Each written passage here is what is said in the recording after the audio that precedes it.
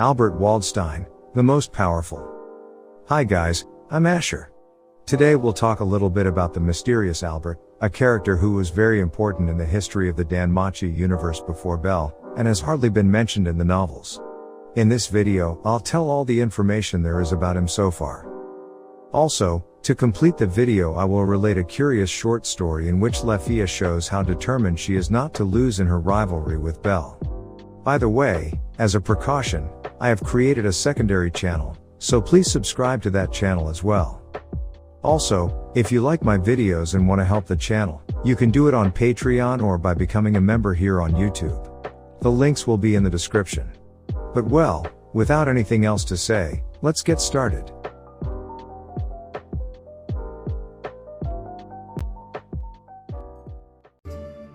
Albert Waldstein is a character who existed more than 1,000 years ago, before the gods descended to the world. He was the father of Ais, and his wife was Arya, the wind spirit. Albert was shown to have been a young man, with black hair. He wore a maroon scarf, light armor, and wielded a silver longsword. At the time, Albert was known by many nicknames, such as Sword Champion, Eusebius, and Mercenary King. The adventurers of the time were called mercenaries, so in other words, Albert was the king of the adventurers. He is the protagonist of Dungeon Oratoria. Dungeon Oratoria is a compilation book that contains the stories of various heroes of the ancient times. The story of the mercenary King Albert.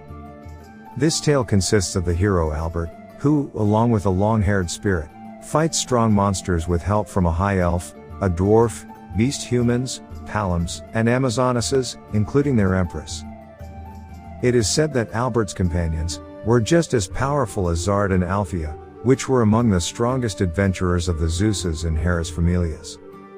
Finally, he confronts the Black Dragon, and manages to repel the legendary beast, forcing it to flee from Arario after injuring its eye, in exchange for his life. Sometime after that battle, the first gods descended into the human world. Apart from the popular versions of the tale, Zeus wrote one himself for Bel as a gift. Being based on the knowledge of the god, this version has details unknown to most, such as the fact that Albert had a daughter before he died. It also contains his last name, Waldstein, which is also not found in other versions of the story. Albert cared for Arya and Ais, as he always hoped that Ais would meet her own hero in the future. He was in the habit of training alone, as he was embarrassed to do so in front of others, but he always let Arya and Ais watch him train if they asked. He could become absorbed in training, even if he was troubled moments before. Albert was incredibly skilled with the sword, enough to be nicknamed Sword Champion. Ais described his swordsmanship as beautiful, and likened it to using a tacht, as he kept movement with the lower half of his body to a minimum, while he freely swung his sword. The author mentioned that he is the strongest character that has appeared in the franchise, surpassing even Althea and Zald.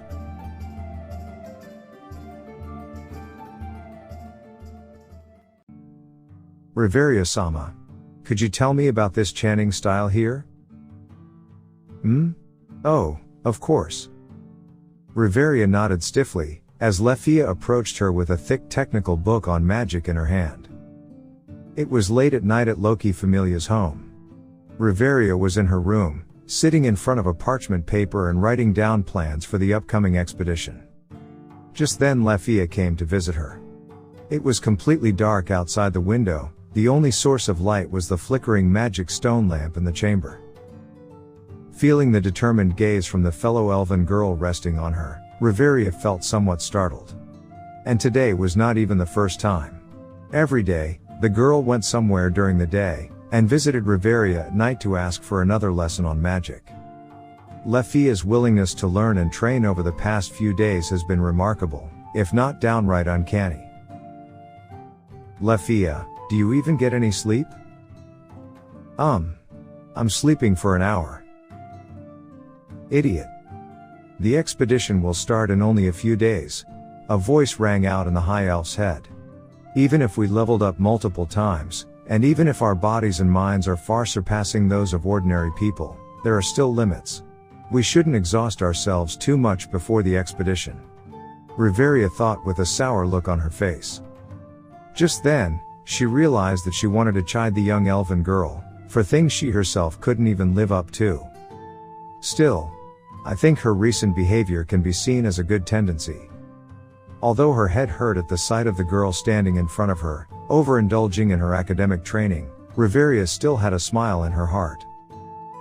Lafia always had a strong will to catch up to Ais and the others, but this kind of, I don't want to lose spirit, and the stubbornness that came with it, was something she had never shown before. Riveria closed her eyes and smiled, wondering if her apprentice had found a worthy rival. After a short while, Lafia seemed to have understood Riveria's explanation of the text passage in question. She bowed, and said, "Thank you very much," and was about to leave the room, but stopped the next second to ask one last question. "Riveria-sama, this might be a bit out of the blue, but, can I ask you this question? In the past, rabbits were used in witchcraft, and with this I mean, they were sacrificed, right?" "Yes.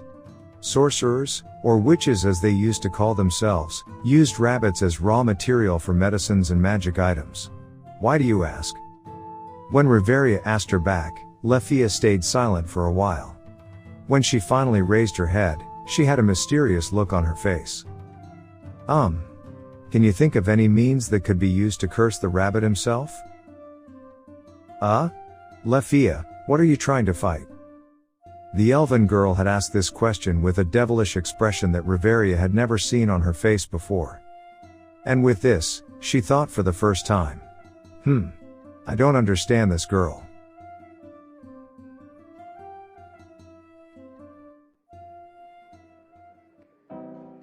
And well, that was all for today.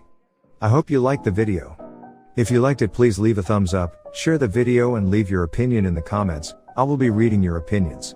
Also join Discord, there we can talk about DanMachi and even other animes.